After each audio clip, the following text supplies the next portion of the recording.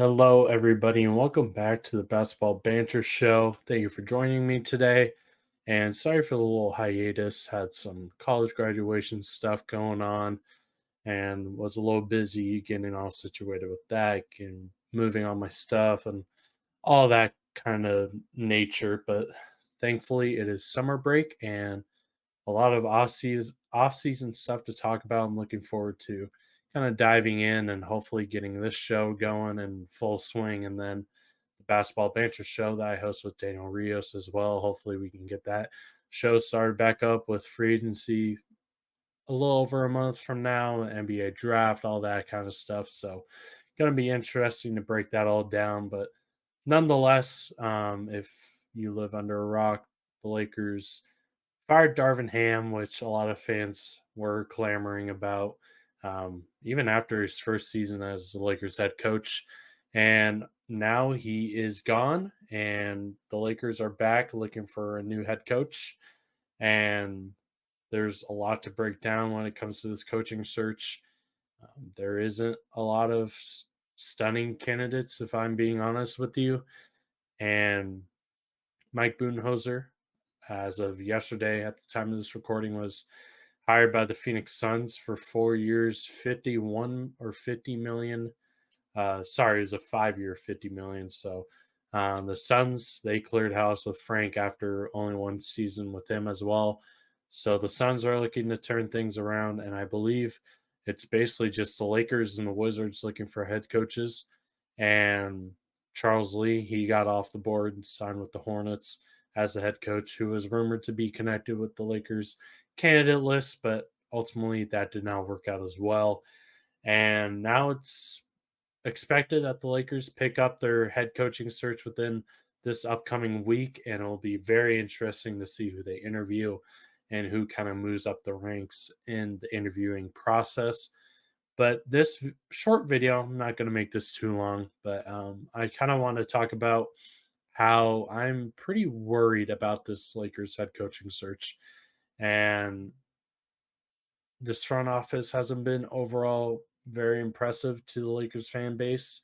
I know I tried to give them the benefit of the doubt, but every offseason is important, especially for the Lakers. They're always trying to win championships, but I feel like this may be the biggest one given the circumstance of LeBron being 39, going to be 40 early into next season. So not a lot of time left with Anthony Davis and LeBron James as your dynamic duo. So this is basically you basically have one, two more chances at this thing. And if it doesn't work this season, I have pretty low hopes heading into year two that they're going to be able to fix it and turn it into a championship contending team for LeBron's arguably last season as a Laker and just as a basketball player as a whole. So there's a lot riding on this this coaching hire. I know a lot of Lakers fans have been stressing that they got to get this coach right. They got to get this hire right. We had Luke Walton, Frank Vogel, and now Darvin Ham. And then you have the whole Ty Lue debacle. Monty Williams was also involved in that coaching search back in the summer of 2019, heading into that eventual championship season. You had two pretty quality head coaches lying in front of you. The Lakers absolutely fumbled the bag. And Ty Lue walks to the Clippers, and then Monty Williams goes to Phoenix before going to Detroit later on. So, not very pretty stuff for the Lakers front office, and this is very, very worrisome for me as the Lakers have yet to found stability at the head coaching position, and now not really too many experienced head coaching options. But before I dive into my entire thoughts on the head coaching search, please do me a favor, leave a like and subscribe to the channel. It will mean a lot. Still trying to grow this bad boy out. And then ultimately, when you hear all my thoughts, leave a comment down below. Who do you want to see as a Lakers head coach, and why? Why do you think this candidate is the best suited for the Lakers in their win now mode heading into the 24-25 season? So let's jump right into it. it's been reported Woj, I believe today, before the Thunder Mavs game, he was talking about the Lakers head coaching search, and he talked about how he expects this process to kind of kick up within this upcoming week and begin interviewing people, requesting interviews for assistants that are currently in the playoff race. And one thing that he mentioned was the Lakers were drilling down on JJ Reddick, doing their extensive research on him and just getting all the opinions and resources that they can on Redick as a potential head coaching candidate. And that kind of seems like the point of Woj's talking points, just hammering home that the Lakers are pretty intrigued about JJ Reddick as a candidate. And he didn't know he was, I believe, runner up for the Charlotte Hornets job behind Charles Lee. So that's also pretty interesting. And the thing that worries me the most is I feel like at this point in time, I think JJ Reddick is probably the front runner in this head coaching search. Now, a lot can change. I may be horribly wrong on this, but there's just been a lot of smoke about JJ being um, a pretty considerable candidate in this search. And it makes me very, very scared because obviously JJ is not a head coach. He hasn't coached at the NBA level. Um, he coaches his kids, which I guess is a step in the right direction. Coaching youth basketball is a great place to start, but not for an NBA position, specifically for a team with the magnitude of the Lakers. And now it looks like, from what I'm gathering, just all the information beginning to pour out about JJ Reddick. I think he's pretty well suited to get the job. I know LeBron kind of put some tweets out there backing JJ about the Colin Cowherd thing about bashing JJ for wearing a backwards hat and all that. Not really the case, but um, it is very well worth noting that obviously LeBron and Redick have a basketball podcast together, very successful Mind the Game podcast. And I've been a listener. I've listened to every episode. Very great thing to watch and enjoy learning more about basketball from two great minds. Obviously, JJ was a very respected role player, played a lot of time in the NBA. So he does know some stuff. He does know some schemes. Infamously, uh, infamously, he draws up some plays throughout the podcast, breaking down some actions, which I can applaud. He definitely knows his stuff, but I'm pretty skeptical about his ability to run a full ledged team, especially of NBA players. And just the Lakers do not have very much time to mess around and develop a head coach at this point in time. But at this point, the candidates are JJ Reddick, Kenny Atkinson, who coached the Brooklyn Nets for a few seasons, currently the Golden State Warriors head coach, and then David Adelman, who's assistant for the Denver Nuggets, James Borrego, who's a former Charlotte Hornets coach, but now an assistant in New Orleans, and then Mike Nori of the Minnesota Timberwolves, who's basically kind of co-running the show with Chris Finch as he unfortunately suffered a knee injury, and it's kind of riding on the back of the bench, kind of supporting Nori as he coaches the Timberwolves through this playoff run. And he's kind of been another head coach candidate that people, specifically fans, are looking for the Lakers to interview and possibly look for as a potential new head coach. But there's a lot to break down for this, and as I mentioned, not very great, at least accomplished candidates for this coaching hire. JJ, as I mentioned, no experience. Kenny Atkinson, he's been an assistant for a little while now after getting canned in Brooklyn. Had some few successes in Brooklyn, leading that D'Angelo team to the playoffs, which was a pretty fun team to watch, but um, not very promising. I mean, he's could be a good defensive coach, but I've seen some stats around Twitter about his offensive ratings and running organized offense. That hasn't been great. I know with Darvin Ham, that was the big gripe with him. He didn't run organized offense, specifically when it came to the playoffs against the Denver Nuggets. The organized offense just took a plummet in the second half. So Lakers fans probably don't want that as well. David Adelman, he's obviously a part of a great coaching staff in Denver, so that makes sense for the Lakers to target him as he, I assume, plays a pretty big part in the offense and creating some pretty great schemes for the Nuggets. So it makes sense. He's probably definitely up there with JJ as probably the favorites to land the job. And then James Borrego, who is a more offensive minded coach with Charlotte, and obviously got canned there. Did some good things for the Pelicans in terms of their offense, but probably not the name you need. But the Lakers are a great offensive team. The back half of the season, their defense just absolutely went to the wayside. And I don't really think James Borrego is the answer when you want to tap into that defensive way.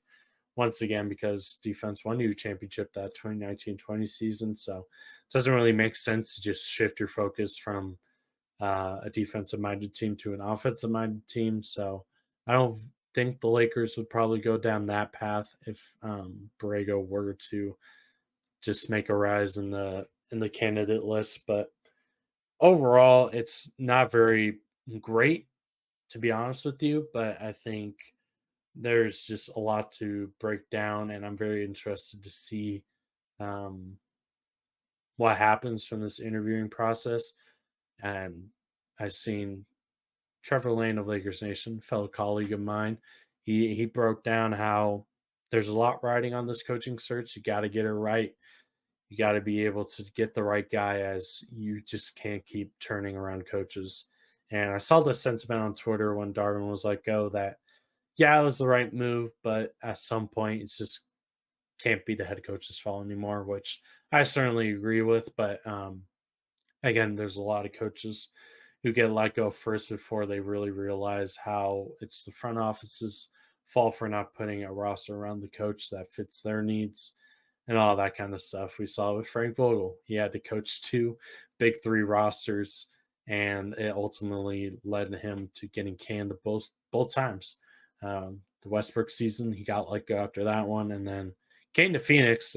Granted, they didn't make all the moves that they did before Frank was a coach. So I assume he didn't think they were going to go all in on a big three model. So he had DeAndre Ayton, Chris Paul at the time before all the trades went down for Phoenix. So I can't really blame Frank for setting himself up there. So pretty tough for the Lakers' former head coach and championship head coach. But nonetheless, there's a lot riding on this head coaching job, and you just got to find some stability there. Who knows? Maybe I'm just sorely mistaken. JJ Reddick absolutely blows away Rob Plinka and the brass about the interview, and he's able to secure the job. I'll, I'll love to be proved wrong. There's a lot riding on it.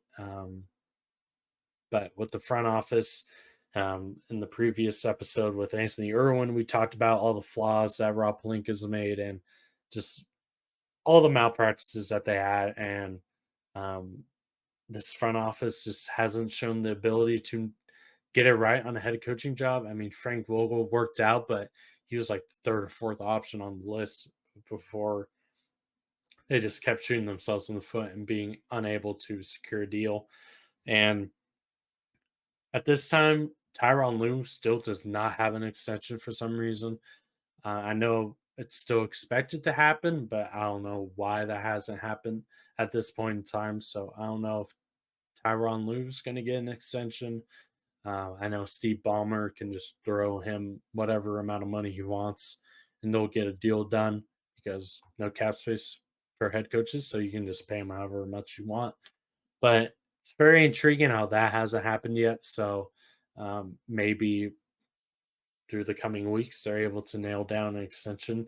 But at this point in time, he's not available, or at least I don't think so. But if he was, then it's a no-brainer. You right your wrong and get Tyronn Lue into the door. Won 2 championships with the Lakers, so it makes sense for him to coach the team. Obviously, with LeBron, won a championship with him, as well as the Cavs head coach. So a lot connecting Ty Lue to the Lakers. But if only you didn't shoot yourselves in the foot and just gave the man the contract that you wanted. You wanted to line up him and LeBron together. And what do you know? LeBron's still here wearing a Lakers jersey almost 6 years later.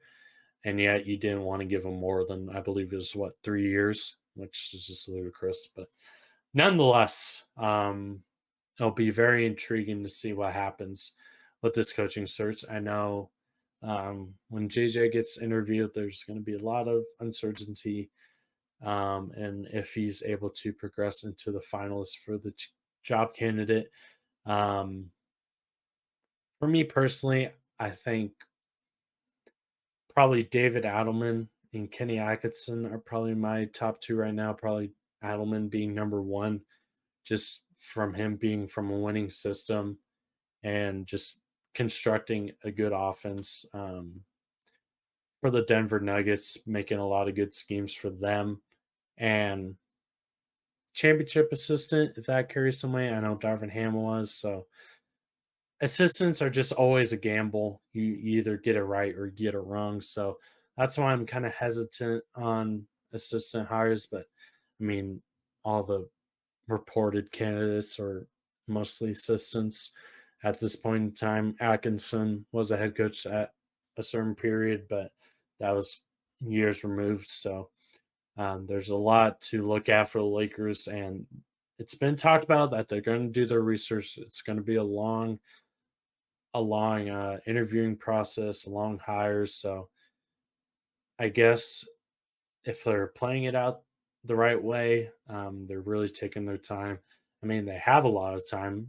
Reportedly, they want to get a head coaching by the NBA draft. So again, that's like late June. So he's definitely still have a lot of time left to fill that position. But overall, if JJ Reddick were to be head coach, I would certainly be skeptical. A lot of people have already been throwing out the Steve Kerr comparison, but I feel like he's got a lot more experience prior to the Golden State Warriors job. Played along some great coaches, Greg Popovich, Phil Jackson, and then was a GM at a certain point in time with the Phoenix Suns, I believe, and then kind of just garnered some experience through that. And then I believe he was assistant as well, if I'm not mistaken. So he was able to build up some coaching acumen before taking the Golden State Warriors job. So there's that. And then JJ Reddick, I know I kind of talked about it a little bit. He definitely has the basketball IQ, but not entirely sure how that's going to work out when it comes to the NBA level. And if he's able to maintain a locker room of just a lot of veterans with LeBron and AD. Obviously, LeBron respects him. I'm sure AD would probably do the same. But when a head coach comes in, you always start off on the right foot. But when things get tough, how's it look then? And how do just when it comes to wins and losses, how will it look for JJ? And if they come up short, say next year, how's that look for the optics? Doesn't look very great. And I think it's just a given at this point in time. If he should land the job, you need a very experienced coaching staff around him. I know that was the flack of Darvin Ham. They didn't surround him with many head coaches or former head coaches. And that kind of led to some bumps in the road. So I think that hopefully they learn from their mistakes there and be able to surround Redick with a very experienced staff so they can help him throughout the entire season and postseason, whatever the case may be. And you just go from there. But I'm very worried because if should they hire JJ Reddick and that goes south, Lord knows what's going to happen. Um, This is probably the last coaching hire I think Rob Pelinka deserves if he gets it wrong again. I know we gave him an extension last offseason, which made absolutely zero sense, but um, no, I don't think it was last offseason. It was the summer after the first Russ season, I believe. So they gave him an extension there, which again, zero sense. But um, yeah, Rob Pelinka definitely has to get this one right. And I'm very worried that if he hires JJ Reddick, it's going to go south. And all the smoke and mirrors about how they want experience. They want somebody who knows what they're doing and can lead the team to a championship with LeBron and AD still the core. But man, oh man, if you don't get this right, the backlash is going to be nuts. And yeah, that's basically it. That's my sort of rant about how I'm worried about where this where this coaching search is going. And once things start ramping up next week, we're gonna basically see who's in the running for the job. And I would not be surprised if when it's all said and done, Redick is a finalist for the job. So gonna be interesting and a stressful week as for me as a Laker fan. But um, should the Lakers hire a coach by next week, I'm gonna try to get a guest on the show and try to break it all down for you and whether it was a good hire or not and give our opinions on that as well. So overall, let me know down in the comments below who you think should be the head coach of the Los Angeles Lakers. Should JJ Reddick get the job? How do you feel about him as a potential leader for the organization? And is he going to be able to right the wrongs of Darvin Ham, be able to turn the tide a little bit and create some better results heading into next season? As we all know, the Western Conference is going to be even more crazy next year with Wemby and the Spurs probably taking another step. They're able to surround him with talent. We have the Houston Rockets as well, who just missed out on the play-in, and you have the Memphis Grizzlies, assuming they're fully healthy by the time next year rolls around, which I assume so. So a lot of teams coming back, and the West is going to be even more insane heading into next year. But which even again adds to how important this head coach is, and if they're able to nail it and be able to get a guy who they can build with now and for the future when LeBron decides to hang it up. That's the ultimate goal here for LA as they head into the summer. So step number one, nailing the head coach. And again, I'd love to be proven wrong, but JJ is the coach. I will be very, very cautious. Maybe that changes with who he has on staff. I would trust he's smart enough to recognize that um, he needs some experience on his staff. So again, we'll see. Again, let me know down in the comments below what you think and who should be the coach of the future for the Lakers. And yeah, that'll do it for this episode of the Basketball Banter Show. A very quick video of just giving my initial thoughts on the Lakers coaching search and where it lies at this point in time. So yeah, feel free to like the video, subscribe. Um, gonna be trying to go more consistently every Friday to record a video. The playoffs are still going. Perhaps that'll be next week's episode where I break down the second round series as they're still going. Very entertaining series all around. So great postseason going on as an NBA fan. Can't complain. Wish the Lakers were in there, but can't complain. Still great basketball to watch. And yeah, that'll do it for this week's episode. And I will see you guys hopefully on Friday.